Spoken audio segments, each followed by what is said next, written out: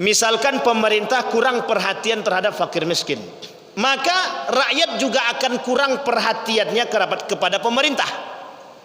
Sampai sini paham? Ketika pemerintah mengurangi kepercayaan rakyat, maka rakyat tak akan percaya lagi. Nah, ini bahasa sederhana begitu. Artinya adalah krisis kepercayaan di akhir zaman itu akan berkurang sedikit demi sedikit. Terhadap apa? Terhadap pemerintahan. Terhadap apa? Terhadap kerajaan. Terhadap apa? Terhadap kasus-kasus yang memang kasus-kasus tersebut tidak bisa diungkit secara penuh. Kan banyak tuh kasus-kasus yang tidak terungkit. Tidak terungkap, bukan terungkit, tidak terungkap. Kenapa tidak terungkap? Karena mungkin ada sebab, ada faktor yang lain. Nah, sehingga ketika faktor-faktor kasus tadi yang tak terungkap itu mengurangi kepercayaan masyarakat dan rakyat, sehingga rakyat akan berbicara, sudah biasa, ya sudahlah. Nah, begitu bahasa yang kemudian muncul dalam perhatian para masyarakat.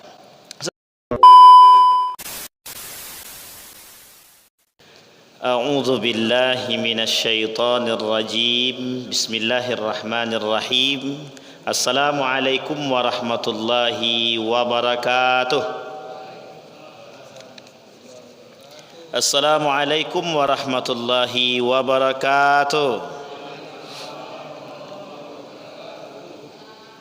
Alhamdulillahi rabbil alamin. Alhamdulillahilladzi an'ama bi ni'matil iman wal islam bihima tatimmus salihat.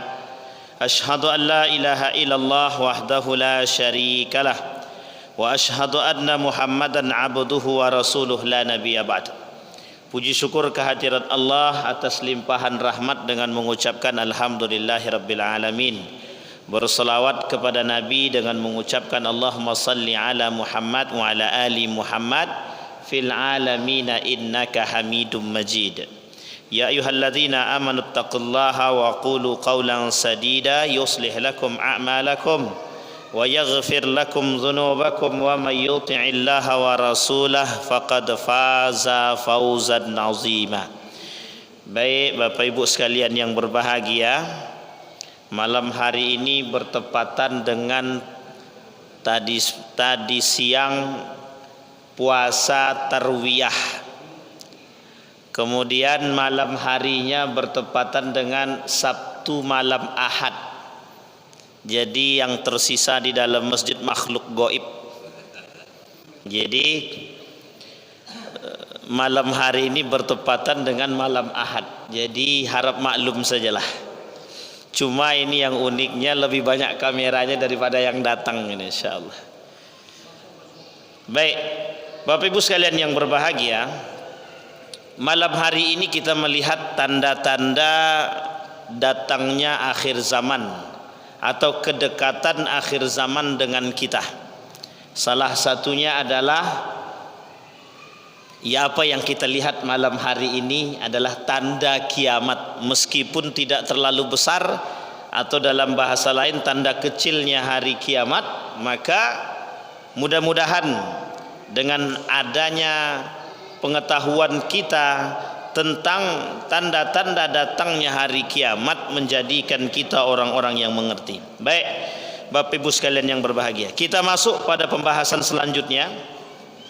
Ini kita alhamdulillah sudah sampai pertengahan kitab. Mudah-mudahan bisa kita selesaikan kitab ini, kitab akhir zaman ini. InsyaAllah kandai kita mampu menyelesaikan, InsyaAllah Allah mudahkan, Allah tambahkan pengetahuan kita.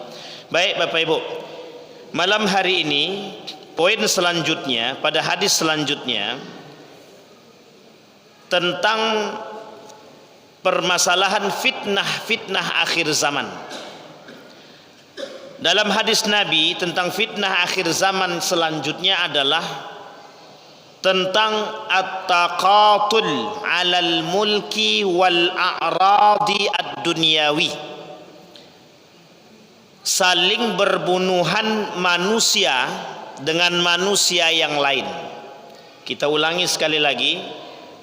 Tanda masuknya atau tanda datangnya fitnah akhir zaman, saling berbunuhan antara satu dengan yang lain disebabkan karena kekuasaan, disebabkan karena jabatan, dan disebabkan karena dunia. Ini yang bilang Nabi.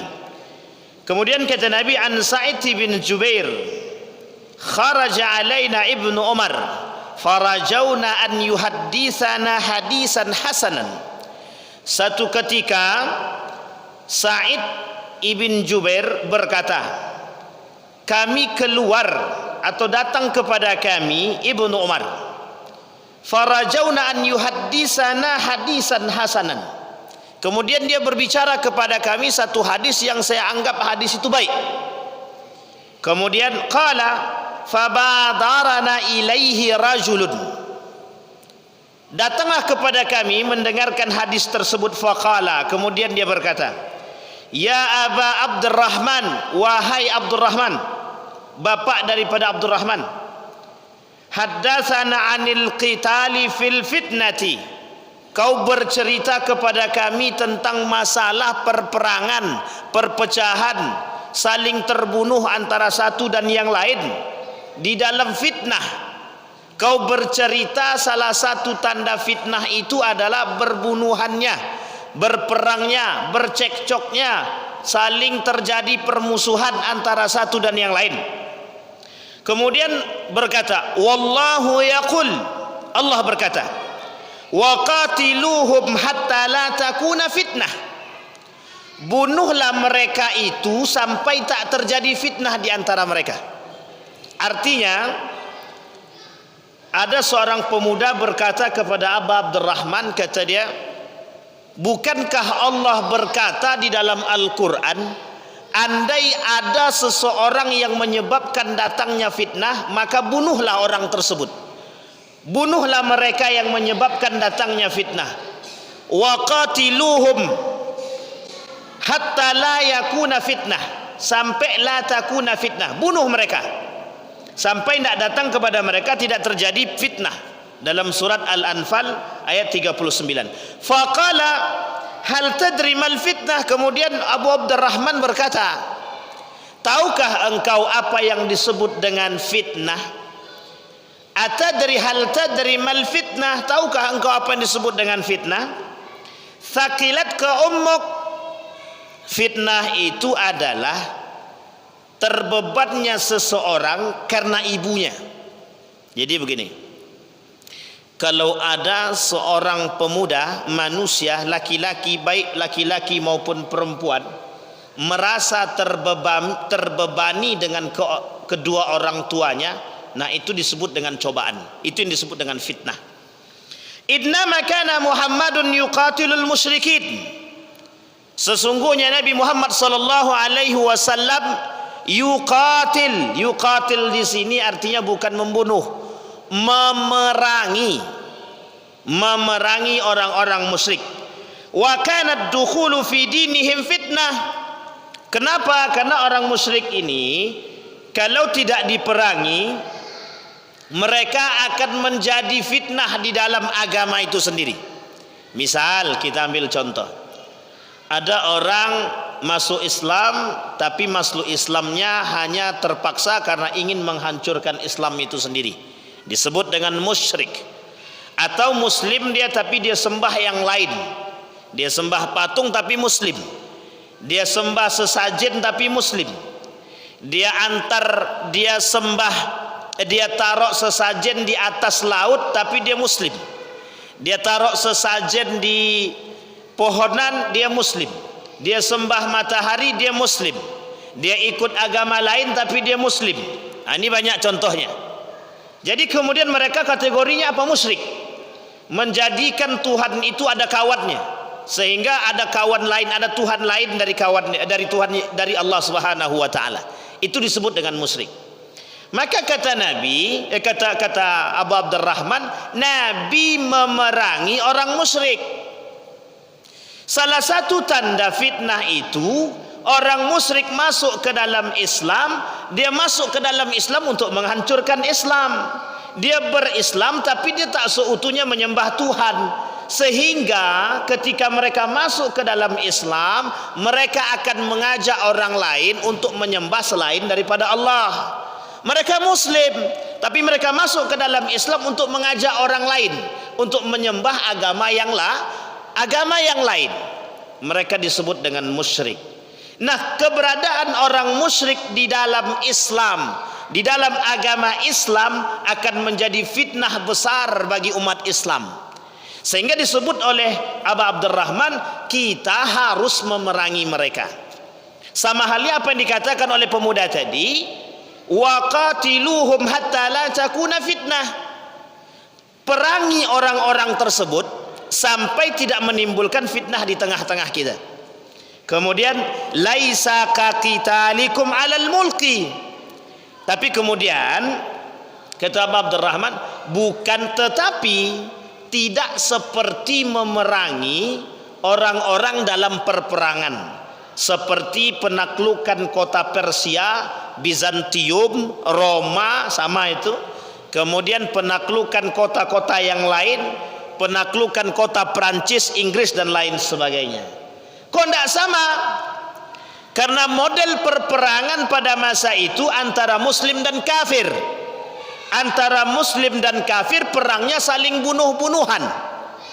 Tapi dalam konteks ini memerangi orang-orang musyrik itu berperang memerangi mereka tapi tak membunuh mereka. Artinya adalah ketika mereka serang kita serang. Kalau mereka tak serang kita tak usah nyerang. Makanya dalam hadis lain Nabi kata umirtu an uqatilan nasa hatta yashhad, kata Nabi. Aku diperintahkan oleh Allah untuk memerangi sampai mereka bersyahadat. Kalau mereka sudah bersyahadat kita tak boleh perangi mereka. Misal ada sekelompok orang ingin memerangi kita. Kita boleh memerangi mereka dalam konteks kita bertahan. Ada orang, ada non muslim, kita sebut aja langsung, ada namanya Islamophobia. Orang-orang yang Islamophobia ini ingin menyerang kita, tapi mereka nyerangnya tidak pakai tembak-tembakan. Mereka serangnya tidak pakai pistol-pistolan, nggak pakai pedang, nggak pakai tombak seperti masa penjajahan, tidak. Tapi mereka memerangi kita dari jalur pikiran kita, dari jalur budaya kita, dari jalur akidah kita, dari jalur agama kita. Maka haruskah kita memerangi mereka? Harus. Kita harus memerangi mereka. Tapi konteks memerangi di sini tidak saling bunuh-bunuhan. Kalau zaman penjajahan, para pahlawan kita menggunakan senjata, menggunakan tombak, menggunakan bambu dan lain sebagainya. Tapi dalam konteks ini kata Nabi, kata Abu Abdurrahman, tidak berperang dalam konteks memerangi mereka dalam konteks berperang dengan senjata. Seperti tentara dengan gam dulu namanya, tembak-tembakan gitu ya. Nah, itu enggak. Kalau itu lain. Sampai sekarang ini konteksnya lain. Kemusyrikan. Yang dimaksud oleh Nabi kemusyrikan. Jadi saat ini kita lihat, ketika Islam masuk ke Nusantara itu, yang pertama kali diperangi oleh Islam itu adalah kemusyrikan. Pertama kali Islam sampai di kota Mekah, ketika Islam itu muncul di kota Mekah, yang diperangi itu tauhid. Karena yang diperangi itu kemusyrikan. Yang diperangi itu bukan hanya kesyirikan saja, tapi kekufuran juga. Kekufuran. Penyembahan berhala, penyembahan patung dan lain sebagainya, itu bagian daripada kekufuran. Nah, itu kata Nabi adalah fitnah. Nah, kalau orang seperti ini tidak diperangi, maka akan menjadi masalah dalam agama Islam. Kita ambil contoh tahayul, khurafat, apalagi TBC, tahayul, bid'ah, khurafat. Itu kalau tidak diperangi, itu menjadi darah daging. Apa buktinya menjadi darah daging? Seperti permainan-permainan yang mereka bangun dengan bermainnya dengan setan. Ada manusia percaya dengan setan, berarti dia musyrik, sekalipun dia muslim. Dalam arti kata percaya di sini bukan iman, tapi mempercayai kekuatan syaitan lebih daripada kekuatan Allah. Tapi kalau yakin akan adanya syaitan, itu memang wajib kita iman. Wajib kita iman kepada yang gaib. Tahu kita ada setan, ada malaikat, ada jin, itu mesti. Tapi kalau kita tak yakin ada jin, ini agak curiga juga kita keimanannya. Percaya terhadap yang gaib itu penting. Baik, nah kemudian dikatakan, nah itulah yang disebut dengan fitnah. Nah kata Nabi, permasalahannya bukan sampai di situ. Permasalahannya kata Nabi, nanti akan muncul orang-orang dengan kondisi-kondisi kemusyrikan seperti itu, yang musyriknya sudah kita pernah jelaskan, musyriknya berlebihan. Artinya mereka syiriknya bukan lagi syirik dengan Tuhan saja, tapi gaya syiriknya sudah syirik modern. Syirik modern itu mereka sudah banyak yang cinta terhadap dunia.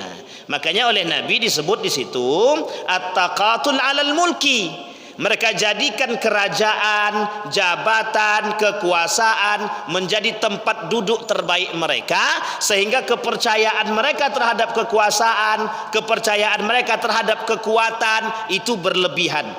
Kecintaan mereka terhadap dunia, kepercayaan mereka terhadap harta, yang kemudian mereka jadikan tumbal, mereka jadikan kekuatan mereka di dunia. Maka disebutlah at-taqatul. Mereka akan saling berbunuhan, karena mereka akan saling merebut antara satu tahta dengan tahta yang lain. Satu orang dengan yang lain saling berebut tahta. Itu jatah tempat dudukku, bukan jatah tempat duduk Anda. Maka apapun akan mereka lakukan. Kita banyak mendapat sekarang ini, untuk jadi kepala sekolah saja, kita ambil kepala sekolah SMA, itu bisa mereka saling main dukun. Kenapa? Kenapa mereka main dukun? Hanya untuk mendapatkan jabatan. Dan itu terjadi baru-baru ini. Yang satu bayar 30 juta, yang satunya lagi karena itu kursi menurutnya punya dia, ya sudah main dukun aja lagi. Akhirnya apa yang terjadi? Ketika orang menyingkirkan posisi orang lain, dukun bertindak. Ini bahasa lainnya dukun bertindak. Apa nama bahasanya? Yang sederhana itu, cinta ditolak, dukun bertindak. Kalau ini tidak, kursi tak dapat, dukun pun jadi. Ini dia bahasanya, Pak. Dan ini merajalela. Kebiasaan itu sudah terjadi. Mendarah daging itu yang disebut oleh Nabi merusak. Tersebarnya pemahaman TBC ini itu merusak akidah Islam itu sendiri. Maka Bapak Ibu sekalian yang berbahagia, itu menjadi kunci rusaknya, menjadi kunci munculnya fitnah, sehingga orang tak lagi segan membunuh antara satu dan yang lain hanya karena dunia, harta, jabatan, tahta, kekuasaan dan lain sebagainya. Baik, maka disebutlah oleh para ulama itu disebut sebagai fitnah akhir zaman. Sampai di sini sudah paham ya Bapak Ibu ya? Mudah-mudahan kita yang mendengar tak merebut. Oh iya, kami orang biasa kok Ustaz, orang swasta. Jangan salah. Bisa jadi swasta pun begitu. PT-PT, perusahaan juga begitu. Dan jangan salah. Oh, kami di sini sudah pensiun semua. Itu aman tuh. Kalau udah pensiun agak aman sedikit. Tapi kalau tengok wajah-wajahnya tak semuanya pensiun nih. Ada juga nanti, itu kan harusnya aku jadi imam masjid situ. Ya Pak Ustaz ya, tenang Pak Ustaz, aman. Tapi jangan pula main dukun pula Pak Ustaz. Kalau sempat imam masjid main dukun, berarti tanda kiamat bukan semakin dekat. Besok pagi kiamat tuh. Ini susah kita nih kalau dah sekarangnya begitu. Wah, ini jangan salah. Jabatan dalam masjid pun bisa direbut itu. Tapi alhamdulillah tak main dengan setan. Hanya mungkin marwah saja yang digeser. Baik. Kemudian ini jangan ada yang tersinggung, ini agak kuat sedikit. Tarkul amal bil kitab was sunnah. Mereka meninggalkan perbuatan dengan kitab dan sunnah. Artinya begini. Wa mukhalafatuhuma bil a'mal ru'yah. Kelak di akhir zaman ada hal-hal yang bertentangan. Ada orang melakukan perbuatan-perbuatan tapi tidak sesuai dengan Al-Quran dan Sunnah. Ini jangan salah persepsi nih. Ada orang-orang yang melakukan amal, perbuatan yang dinilai ibadah tapi tak ada dalam hadis, tak ada dalam Al-Quran. Yang tidak ada, kalau hadisnya masih dhaif atau dhaif jiddan itu masih mending lah ya. Tapi kalau tidak ada dalam hadis Nabi, bisa jadi. Bisa jadi. Kemudian kebalikan daripada itu, dibalik. Apa dibalik itu? Bisa jadi ada orang-orang yang memang sudah ada perbuatan itu di dalam Al-Quran tapi mereka tak melakukan. Ada perbuatan itu dalam Al-Quran dan Sunnah tapi mereka tak mau menjalankan. Nah, ini agak sedikit agak sedikit sensitif. Sensitif pun tak masalah sebenarnya. Ini kalau kita kembalikan pada konteks hari ini itu banyak. Seperti kita ambil contoh. Ini mudah-mudahan tidak ada yang tersinggung lagi nih Bang Jidin ya. Contohnya perayaan 1 Muharram. Perayaan 1 Muharram itu ada disebut dengan, kalau di Jawa itu apa namanya? 1 suro. Kalau namanya di sana namanya bukan 1 suro, tapi gerbek suro. Zaman kami masih di sana, di salah satu daerah di Jawa itu namanya gerbek suro. Apa maksud gerbek suro itu? Oh, itu mainnya mantap itu. Mereka akan keliling untuk memperingati malam 1 Suro dengan pawai. Tapi yang uniknya adalah di dalam pawai tersebut ada namanya kuda lumping. Dan ada kemudian patung-patungan yang mereka buat. Tapi di dalam permainan itu ada setan dan jinnya. Nah, mudah-mudahan tidak ada yang tersinggung ini. Karena cukup Banyuwangi kita udah singgung kan. Nah, ini kenapa kita sebut demikian? Karena ini fakta sebenarnya, pengalaman pribadi. Dulu waktu di Jawa itu kita sering melihat itu, dan itu permainannya unik. Dalam perayaan 1 Suro itu banyak orang-orang yang bergelut dengan, mohon maaf, perbuatan-perbuatan itu dirasuki setan, jin dan lain sebagainya. Tapi ada juga perayaan 1 Suro itu tidak dirayakan dengan demikian, itu ada. Mereka cuman pengajian di masjid atau pengajian dalam satu tempat, mereka buat 1 Muharram, kemudian mereka kajian, itu juga ada. Baik atau tak baiknya itu kembali kepada permasalahan. Apakah sesuai dengan tuntunan para ulama? Apakah sesuai dengan tuntunan Al-Quran dan hadis? Tapi 1 surah tidak ada dalam Al-Quran, tak juga ada dalam hadis Nabi. Nah, ini kemudian menjadi permasalahan kita Bapak Ibu.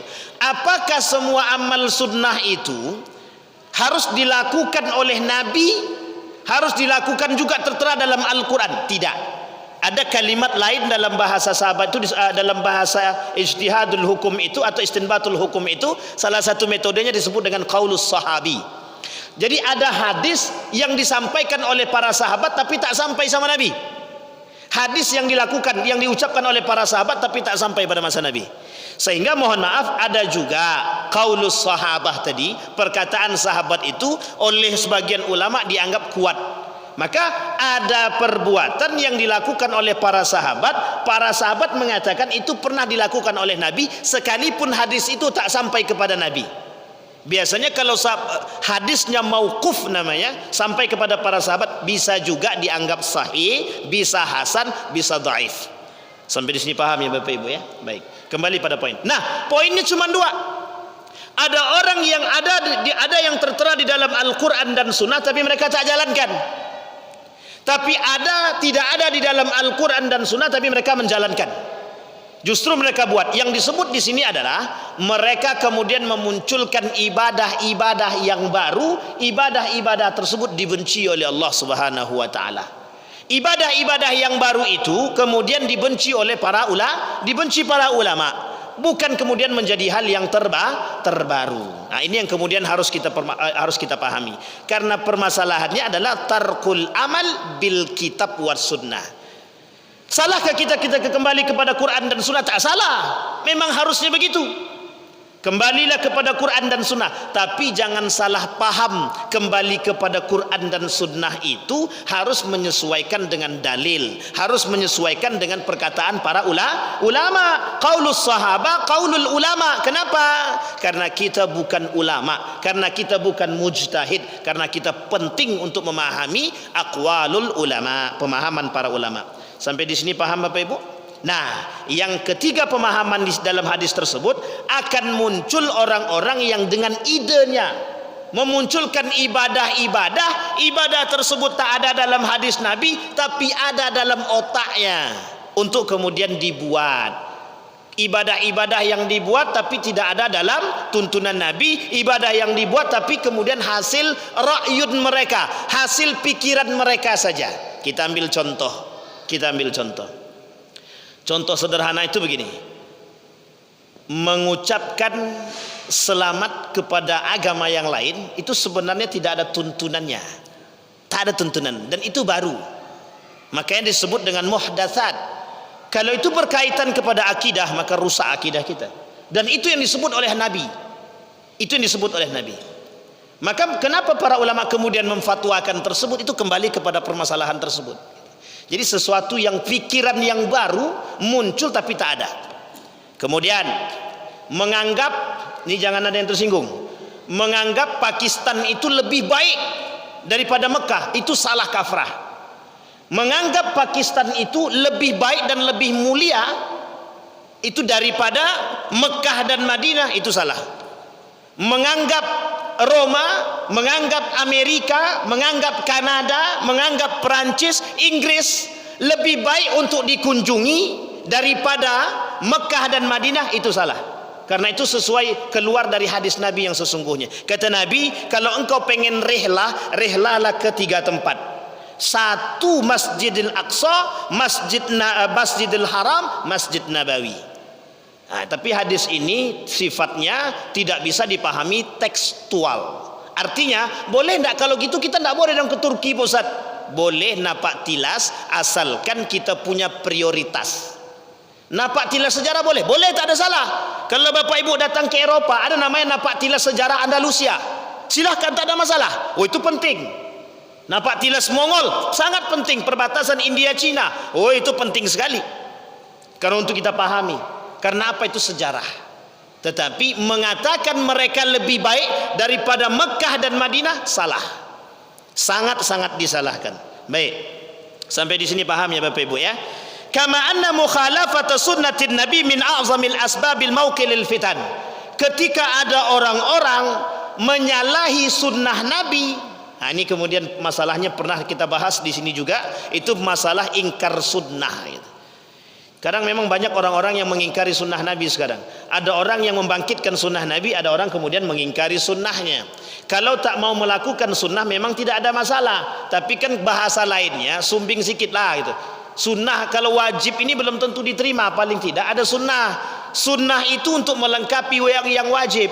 Yang wajib kita lakukan itu belum tentu sempurna. Kita sholat 5 waktu, belum tentu sholat 5 waktu itu sempurna dan diterima semua. Maka tujuannya sholat sunnah rawatib. Sholat sunnah rawatib itu untuk melengkapi yang bolong-bolong dari sholat wajib kita tadi. Misal kita sholat maghrib, ternyata sholat maghrib kita ini mohon maaf di hadapan Allah tak sempurna.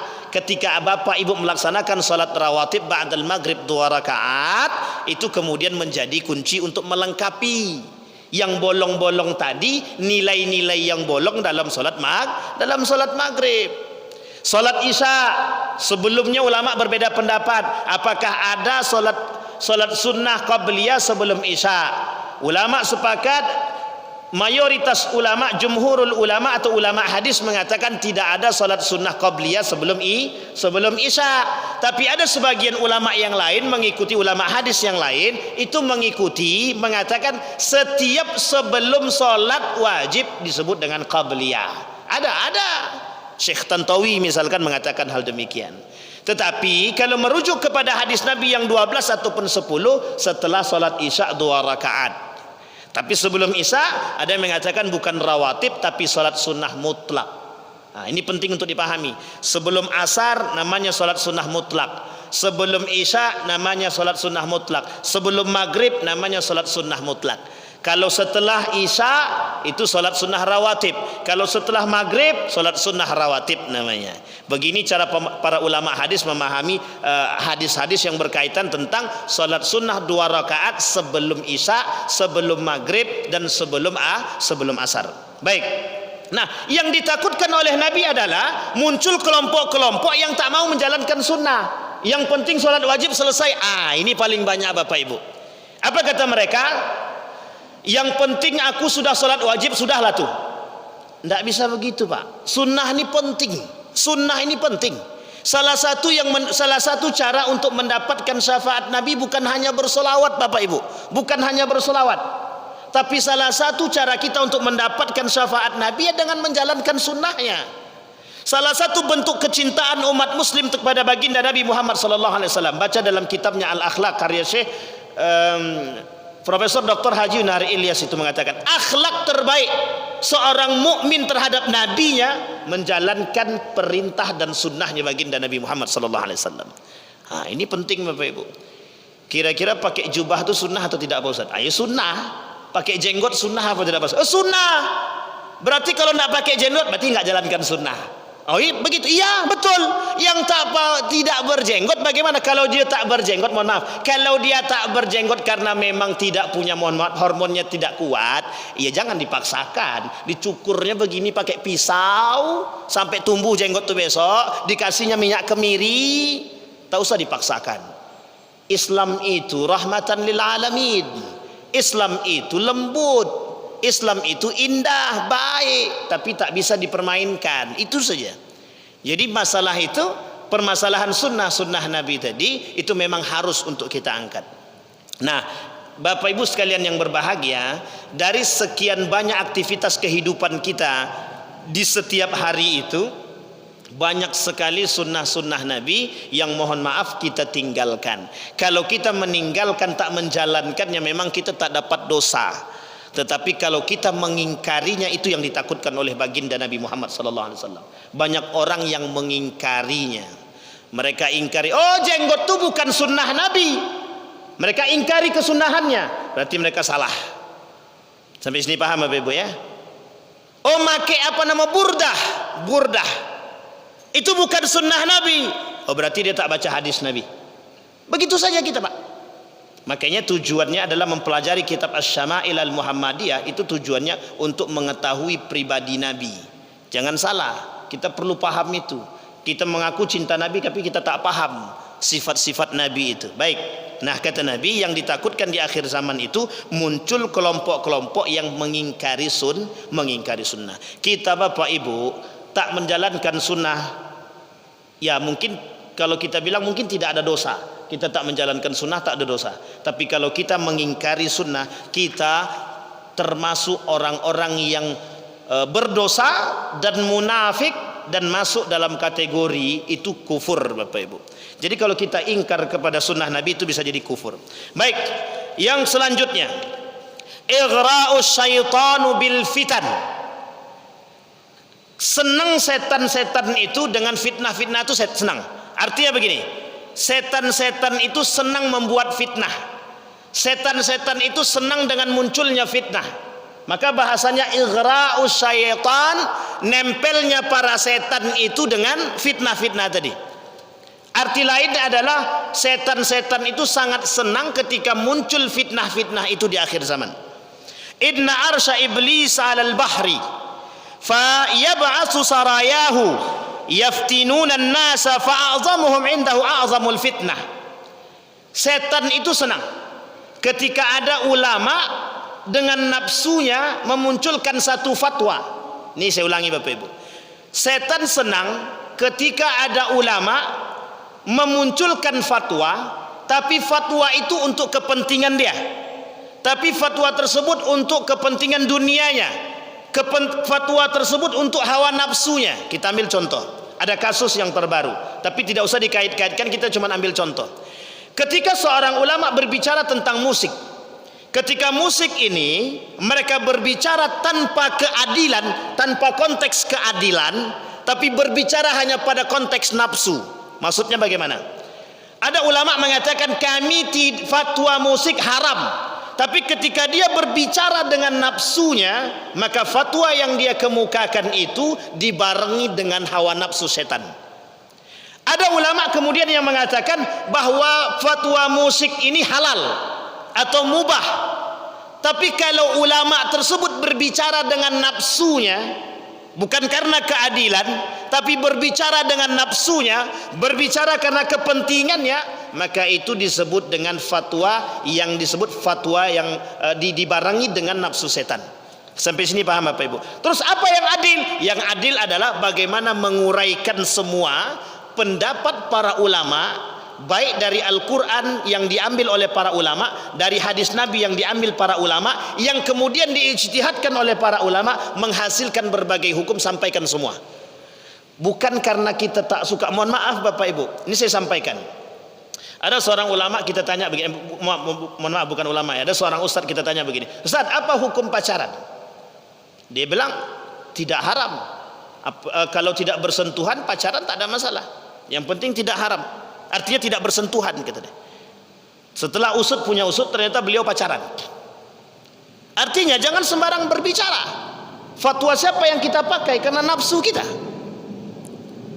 Sampai di sini paham ya Bapak Ibu ya. Kemudian ketika kita berbicara tentang permasalahan, oh fatwa itu haram, pacaran itu haram, karena dia benci dengan orang-orang yang pacaran. Sampai sini paham ya Bapak Ibu ya. Ada orang-orang yang benci banget dengan pacaran, karena dia punya mungkin pernah ditolak gitu ya, sakit hati dia ditolak, kemudian dia katakan fatwa pacaran haram. Kalau dua-dua ini berbicara dengan nafsunya, dengan kepentingannya, dengan kondisi dia, maka apa yang mereka sampaikan itu batil. Maka sebaiknya bagaimana? Kesampingkan kepentingan, uraikan semua ilmu itu dengan bahasa yang lugas dan baik dan adil. Itu yang paling penting. Yang masalahnya adalah saat ini sulit untuk mengatakan bahasa fatwa itu dengan keadilan. Jangan sampai fatwa itu dengan bahasa sumbangan atau titipan. Yang kita takutkan adalah fatwa-fatwa itu muncul karena titipan. Ini yang menjadi masalah. Itulah disebut dengan, nah setan paling senang bermain di dalam konteks seperti itu. Setan paling suka bermain dengan hal demikian. Sampai dikatakan di sini adalah inna arsa iblis alal bahri. Bahkan begini mengatakan, ketika ada orang yang bisa berjalan di atas air, setan dan iblis pun bisa berjalan di atas air. Itu menjadi fitnah perbuatan mereka. Menjadi fitnah atas perbuatan mereka. Baik Bapak Ibu sekalian yang berbahagia. Nah, kemudian wa anhu qala sami'tu Nabi sallallahu alaihi wasallam yaqul, inna syaitana qad aisa.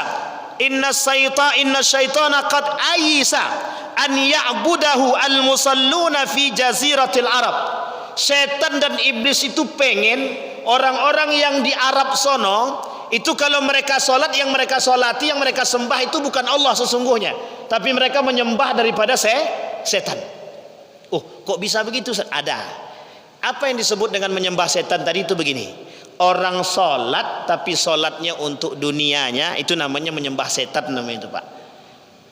Orang sholat itu ketika dia menyembah, yang dia sembah tapi dunia dia sholat, tapi kecintaan dia terhadap dunia membuat dia gagal sholat. Artinya begini, sholatnya dipengaruhi oleh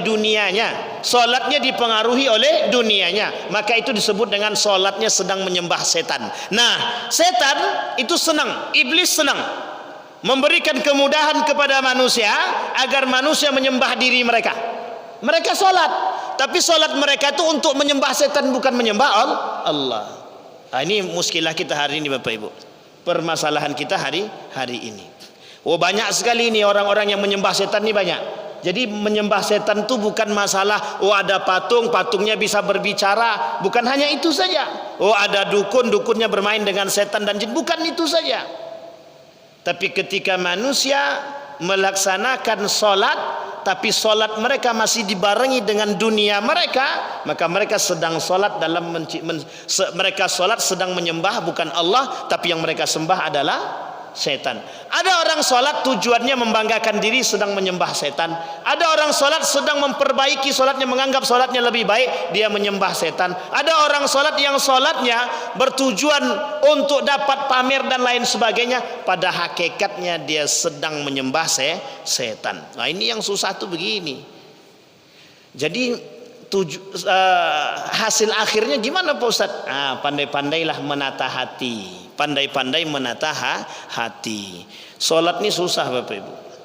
Ada orang yang memperbaiki, ada orang yang sholatnya bagus, na'udzubillah bagus, tapi ternyata bagusnya sholat itu karena ada maunya. Kalau tak ada maunya tak jadi sholat itu. Nah, ini yang kemudian masalah kita hari ini begitu. Tak mau sholat kalau tidak ada yang dicari. Kalau ada yang dicari tak jadi sholat. Nah, baik, selanjutnya itu kita berbicara tentang Mukhalafatu sunnah bil inkar ala wulatil umur alaniyah wa fil muntadiyat sudah kita bahas kemarin. Nah sekarang muqara'atul hukam wal khuruj alaihim wa bayanu anna al khuruj yakunu bil kalimati kama yakunu bis saif. Apa maksudnya? Maksudnya begini. Kita ungkit sedikit sejarah Utsman ibn Affan.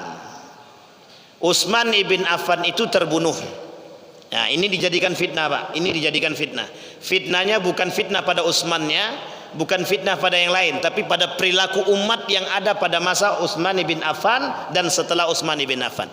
Seorang sahabat Nabi berkata begini, an Abdullah bin Uqaim qala la u'idu ala qatli khalifatin ba'da Utsman abadan. Aku tidak akan membantu khalifah yang terbunuh setelah Utsman ibn Affan. Jadi gini Bapak Ibu, muncul permasalahan dan pertikaian membantu orang dalam masalah pembunuhan ini itu karena sebab. Sahabat Nabi berbicara begini, kelak aku tidak akan membantu khalifah yang mati setelah Utsman abadan. Maksudnya apa? Ketika kasus Utsman bin Affan itu sampai hari ini itu pembunuh Utsman bin Affan tidak diketahui. Nah, ini berat ini Bapak Ibu. Jadi kasus Munir itu mungkin bisa diungkit kembali. Jangan ada yang tersinggung. Kasus Munir itu bisa seperti itu Bapak Ibu. Ada kasus baru ada, namanya Vina. Nah, ini yang suka nonton Vina, tontonlah. Kasus Vina, pembunuhan Vina itu terungkit kembali gitu deh. Dan tidak tahu siapa pembunuhnya, tidak tahu itu. Tapi mantap juga kok sampai sekarang nggak ketahuan itu pembunuhnya. Nah, kembali masalah tadi. Ini masalahnya fitnah. Kata Utsman, kata para ulama begini dalam memahami hadis tersebut. Apa kata mereka dalam hadis tersebut? Sahabat Nabi berkata, la u'inu ala qatli khalifatin ba'dal Utsman abadan. Kalau nanti ada khalifah setelah Utsman terbunuh, dia aku tak akan bantu. Ini muncul kekecewaan Bapak Ibu. Jadi para sahabat Nabi setelah terbunuhnya Utsman ibn Affan itu, sebagian kalangan tabi'in itu hilang kepercayaan kepada khalifah. Hilang kepercayaan mereka kepada khalifah. Mereka katakan pembunuh Utsman itu belum nampak, belum jelas, sampai hari ini nggak diketahui. Sehingga mereka muncul dalam pikiran mereka, dalam benak mereka begini, kalau nanti terjadi pembunuhan lagi setelah Utsman nanti, kami tidak akan membantu. Ini orang-orang yang kemudian berbicara. Kemudian faqila lahu a'anta ala damih. Berarti kamu ketika ada nanti pembunuhan terhadap khalifah, kalau kamu tidak membantu mereka, tidak membantu pencarian pembunuhan tersebut, maka kamu mendukung pembunuhan tersebut. Cuman dua. Kalau kita tidak mau mencari pembunuhnya, berarti kita sedang bergabung dengan pembunuhnya. Itu bahasanya. Qala inni a'uddu dzikra masawihi aunan ala damih. Kata sahabat Nabi, sesungguhnya aku sedang mencari bagaimana posisi diriku sesungguhnya terhadap darah atau terbunuhnya hal tersebut. Ini menjadi fitnah. Kenapa Bapak Ibu? Artinya begini, dengan kasusnya Utsman bin Affan itu membuat orang sedikit mulai berkurang. Berkurang bagaimana? Kita ambil contoh begini.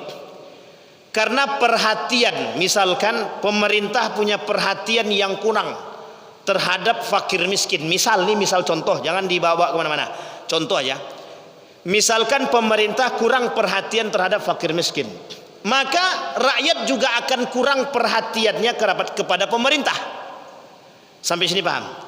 Ketika pemerintah mengurangi kepercayaan rakyat, maka rakyat tak akan percaya lagi. Nah, ini bahasa sederhana begitu. Artinya adalah krisis kepercayaan di akhir zaman itu akan berkurang sedikit demi sedikit. Terhadap apa? Terhadap pemerintahan. Terhadap apa? Terhadap kerajaan. Terhadap apa? Terhadap kasus-kasus yang memang kasus-kasus tersebut tidak bisa diungkit secara penuh. Kan banyak tuh kasus-kasus yang tidak terungkit. Tidak terungkap, bukan terungkit, tidak terungkap. Kenapa tidak terungkap? Karena mungkin ada sebab, ada faktor yang lain. Nah, sehingga ketika faktor-faktor kasus tadi yang tak terungkap itu mengurangi kepercayaan masyarakat dan rakyat. Sehingga rakyat akan berbicara, sudah biasa. Ya sudahlah. Nah, begitu bahasa yang kemudian muncul dalam perhatian para masyarakat. Sampai di sini paham Bapak Ibu? Kemudian berkata, "Ya Aba Abdurrahman, ala tara ma qad ahdasa hadzal rajul?" Tidakkah kau melihat bagaimana terjadi permusuhan terhadap Utsman bin Affan? Kemudian berkata, faqala bakh kata dia. Terserahlah, itulah bahasa kita. Terserahlah kata dia. Fama ta'murudni? Qala turiduna an takunu mithla Rum wa Faris. Karena kalian tidak saling bantu terhadap orang-orang yang terbunuh, kalian pengen kasus Faris dan Rum kembali terjadi? Artinya begini Bapak Ibu, ketika kasus itu tidak ditangani, maka kepercayaan berkurang. Yang terjadi adalah perperangan dan perpecahan. Kita ambil contoh, ini kasus sederhana saja. Perpecahan satu kelompok agama dengan kelompok yang lain ini di dalam bidang agama. Misal ada Muhammadiyah, ada NU. Berantem nih Muhammadiyah dan NU, tidak ada yang menengahi permasalahan ini, maka kelak kasus itu akan berkelanjutan. Apa maksudnya berkelanjutan? Akan saling serang dan akan saling bunuh. Sampai di sini paham ya Bapak Ibu ya? Begitulah Bapak Ibu. Kasus agama misal antara non muslim dan muslim, tidak ada yang menengahi, tidak ada yang memberikan jalan terbaik, maka akan terjadi, mohon maaf, perang Pak. Ini ke sini perang, ini ke sini perang. Yang terjadi adalah itu yang kita lihat kasus-kasusnya Bapak Ibu. Di Ambon, Madura dan lain sebagainya, Kalimantan. Itu kasus-kasus itu jelas. Kasus-kasus pembunuhan, kasus-kasus yang kemudian tidak diungkit, tidak diadili dengan baik, yang terjadi adalah perpecahan dan perperangan. Maka disebut, inginkah engkau melihat seperti terjadi pada Roma dan Paris? Kan begitu. Persia maksudnya, Roma dan Persia kata. Baik. Kemudian idza ghadibu ala malakin faqatalu. Thumma qad wallahu Allahu alladhi wallahu fahuwa a'lam lastu bi khailin fi sya'nihi syai'an. Kembalikan semua urusan yang sesungguhnya itu pada yang mengurus. Siapa yang mengurus? Pemerintah. Itu urusan siapa? Masalah hukum pemerintah. Masalah perpecahan masyarakat urusan siapa? Pemerintah. Masalah ketidakpercayaan dikembalikan kepada siapa? Pemerintah. Kembalikan kasus tersebut kepada pemerintah. Adili dengan seadil-adilnya. Kalau tidak, timbullah perpecahan yang menganggap hukum itu berat sebelah. Itu yang terjadi. Sehingga mohon maaf Bapak Ibu sekalian yang berbahagia, ketika hukum berat sebelah, ketika keadilan tidak ditinggikan, kasusnya Utsman ibn Affan tetap terjadi. Kenapa? Kita ambil contoh. Pembunuh Utsman sampai saat ini tidak ketemu, maka Muawiyah tidak sepakat. Muawiyah tidak setuju dengan Ali bin Abi Thalib. Kenapa? Karena Muawiyah menganggap Ali bin Abi Thalib belum tangkas mencari pembunuh Utsman ibn Affan. Maka sampai saat ini kepercayaan mereka kaum-kaum Muawiyah itu terhadap kelompoknya Ali bin Abi Thalib itu berkurang. Kenapa? Karena mereka menganggap Ali tidak sigap dalam mengambil kebijakan terhadap pembunuh Utsman ibn Affan. Sampai di sini paham ya Bapak Ibu? Jadi faktor itu juga cukup penting untuk dipahami. Kenapa pembunuh Munir tidak ditangkap? Katanya kan? Ini misal contoh saja. Oh ya nggak tahu kok siapa yang bunuh gitu. Nah ini yang kita harus pahami bersama Bapak Ibu. Baik, yang terakhir Bapak Ibu, yang ingin kita sampaikan yang terakhir, mukhalafatus sunnah bil inkar ala wulatil umur alaniyah wa fil muntadiyatil ammah. Begini Bapak Ibu sekalian yang berbahagia, kembali kepada kasus kita masalah mukhalafatu inkar sunnah, Jadi Bapak Ibu sekalian yang berbahagia, tadi sudah kita sampaikan di awal bahwa kelak di akhir zaman itu, dulu pada masa dinasti Abbasiyah muncul kelompok ingkar sunnah, maka kelak di akhir zaman kelompok itu kemudian akan muncul kembali. Saya sampaikan kepada Bapak Ibu, pada tahun 2015 itu ada muncul satu kelompok di Jawa itu yang tidak percaya dengan hadis Nabi. Mereka tidak mau menyampaikan hadis Nabi karena mereka menganggap hadis Nabi itu tidak valid. Perkataan Nabi itu sama sekali tidak valid. Sehingga mereka tidak percaya dengan perkataan baginda Nabi Muhammad SAW. Dan itu muncul. Itu terjadi pada masa siapa? Dinasti Abbasiyah. Dinasti Abbasiyah itu muncul kelompok ingkar sunnah. Pelopor kelompok ingkar sunnah itu adalah kaum Khawarij yang pernah diberantas oleh Ali bin Abi Thalib pada masa perang Nahrawan. Dan kemudian mereka tersebar yang 10 orang itu, ada yang masuk pada perang Karbala, ada yang kemudian masuk pada pembunuhan Ali, kemudian mereka tersebar pada masa Umayyah, dan begitu juga pada masa dinasti Abbasiyah. Mereka munculkan kelompok disebut dengan ingkar sunnah. Kenapa? Karena salah satu ciri kelompok Khawarij tadi juga tidak mau mengambil hukum dengan hadis Nabi. Tapi mereka masih percaya, cuman tak mau mengambil hukum. Nah, yang paling parahnya lagi adalah mereka hanya percaya kepada Al-Quran, tapi mereka nggak percaya kepada perkataan baginda Nabi Muhammad SAW. Nah, tahun 2015 muncul kelompok-kelompok tersebut yang tak percaya dengan perkataan Nabi. Apa kata mereka? Muhammad itu pembohong. Sehingga apa yang dikatakan oleh Muhammad itu tidak seutuhnya betul. Pertanyaannya adalah, kalau Nabi tak betul, siapa yang betul? Kalau Nabi tidak betul, siapa yang betul? Sehingga mereka katakan, berdasarkan apa mereka mengatakan demikian? Berdasarkan pembagian hadis, ada yang sahih, ada yang dhaif, ada yang hasan, ada yang kemudian palsu dan lain sebagainya. Sehingga mereka mengatakan kalau begini model hadisnya, itu perkataan Muhammad tidak bisa dijadikan pegangan. Berbahaya atau tak berbahaya? Kalau muncul kelompok ini di permukaan kembali, maka itu bukan berbahaya lagi, akan mudah manusia terpedaya. Kenapa? Karena bahasa mereka lebih cerdas, lebih pintar, lebih baik, Pak. Mereka bukan tak hafal hadis, hafal, tapi mereka tak mau berpegang pada hadis Nabi. Mereka bukan tak percaya dengan mereka bukan tak mau berpegang pada hadis, karena mereka menganggap perkataan Muhammad itu adalah sebagian dusta. Kalaulah dusta, karena Muhammad itu sama dengan manusia yang lain, kata mereka. Nabi Muhammad SAW mereka anggap sama dengan manusia yang lain. Kalau manusia yang lain saja bisa berdusta, mesti Muhammad juga bisa berdusta, kata mereka. Jadi ingkar mereka bukan hanya sekedar ingkar kepada apa yang diturunkan kepada Nabi, tapi mereka juga ingkar terhadap siapa Nabi itu sesungguhnya. Saya kira itu saja Bapak Ibu sekalian yang berbahagia. Kita malam hari ini dapatkan 4 hadis. Mudah-mudahan 4 hadis ini bisa kita pegang untuk menjadi panduan dalam kehidupan kita. Setidaknya kita menjadi orang yang berjaga-jaga, tak terjerumus dalam, mohon maaf, cinta terhadap dunia, tak terjerumus dalam cinta jabatan, tak terjerumus pada ingkar sunnah, tidak terjerumus kepada kebencian kita terhadap orang-orang yang melakukan sunnah baginda Nabi Muhammad sallallahu alaihi wasallam. Kemudian kita termasuk golongan orang-orang yang bisa berlaku adil, orang-orang yang bisa menempatkan tempat terbaik di sisinya, bisa menempatkan posisi yang aman, bisa menempatkan, kalau bahasa lainnya kita sebut dengan proporsional. Kita berdoa kepada Allah, moga-moga negara kita ini bisa proporsional, bisa adil pada seadil-adilnya, insya Allah. Saya kira itu saja, mudah-mudahan bermanfaat bagi kita semua. Fa'tabiru ya ulil absar la'allakum tuflihun. Assalamualaikum warahmatullahi wabarakatuh.